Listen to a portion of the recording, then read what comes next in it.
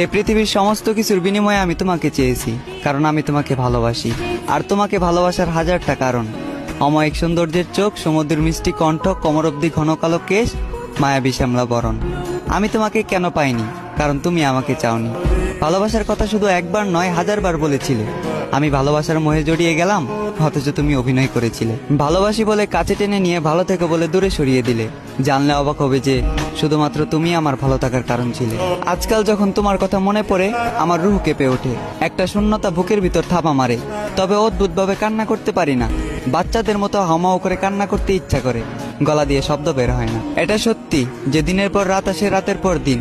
এভাবেই আসবে তোমার শেষ দিন। তুমিও একদিন শেষ নিঃশ্বাস ত্যাগ করবে। তুমিও একদিন কবরে যাবে।